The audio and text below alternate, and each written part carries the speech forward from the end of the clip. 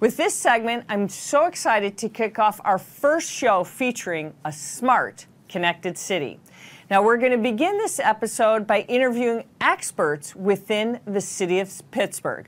So if you live there, you're going to love what we have to talk about. And even if you're not within the city of Pittsburgh, we have some great information that we're going to share with you.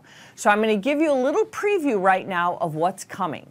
So we're going to speak with the city to take a deep dive into what it's doing for all of its citizens and even all of the businesses.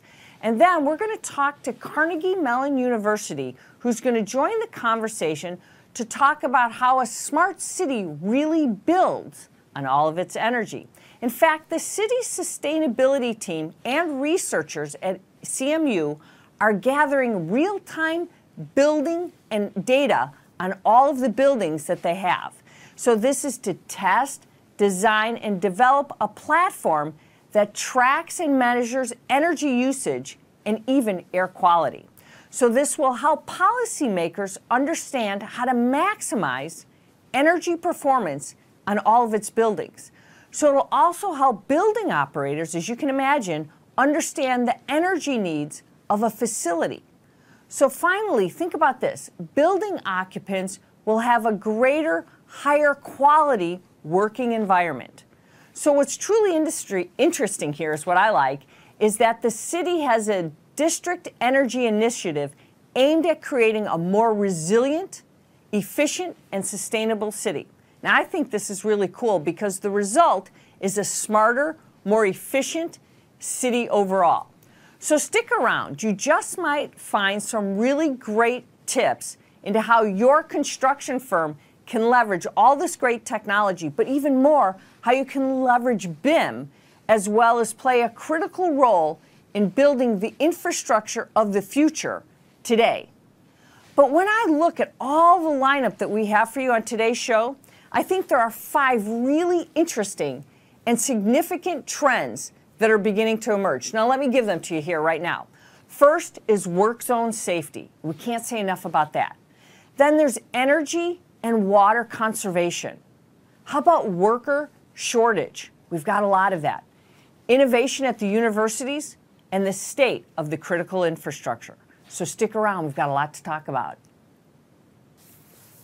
First on Safety Zone, Brian Termale of the AGC weighs in on a problem that spans the entire country, from LA all the way to Pittsburgh.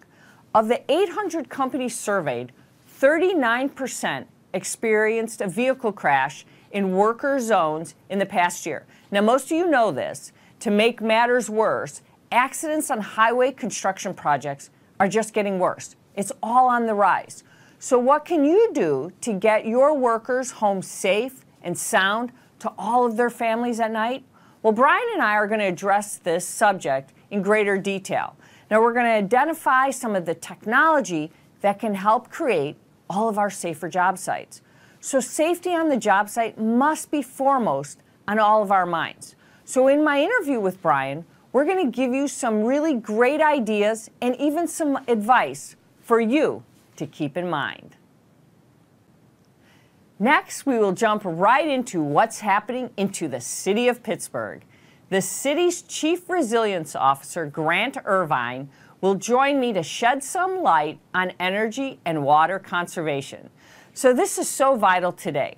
The U.S. Energy Information Administration shows total world energy consumption will increase 28% between 2015 and 2040. That means world energy consumption is growing across the globe.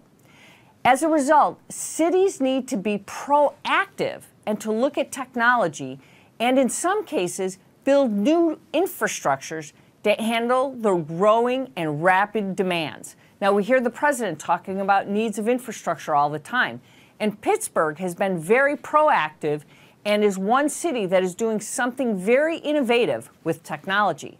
So I'm very excited to sit down with Grant Irvine as he gives me a peek behind the curtain at what it is doing to integrate smart cities and even their buildings. The third big trend that we have all been witnessing and that you are all facing is worker shortage. And this is something we will be addressing all year long on Construct Tech TV. The Bureau of Labor Statistics shows that the construction workforce grew by 1.66%, if you can think about it, between January of 2017 and October of 2017. Comparatively, the industry grew by 2.1% in 2016. Nationally, that's equivalent to 113,000 jobs, new jobs actually, in 2017 compared to 144,000 in 2016. So what's really needed here? New tools and technologies to take the edge off of all of these workers? What do we really have to do? So on today's Got a Tool, this gal takes her husband to task, demonstrating a good old tool versus today's new impact wrenches. I guess you could say or that tool just put him to shame. Or, at very least, I demonstrate that the right tool improves efficiency and productivity at the job site.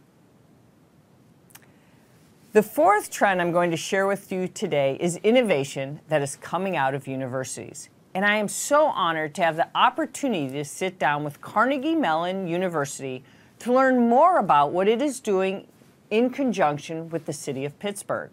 I will sit down with Aziz about a new building energy diagnostic tool.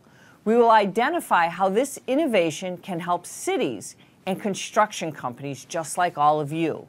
We will also look at how we can educate the next generation on the technology in order to build these smart cities. And it is so important that we think about what lies ahead. Finally, we'll wrap up today's show by talking about the state of the critical infrastructure. And that's actually our word for the day. And I will give you a brief history lesson, and we will talk about President Trump's drive to invest in the critical infrastructure. And there's no better time to understand exactly what that means, who will be impacted, and what part you might play in building such things as roads, bridges, dams, waterways, and so much more. So in this segment, I would like to give my word to the wise for what these words mean for the construction industry. We have a great show for you planned today. So that's it for Diggin' the Dirt.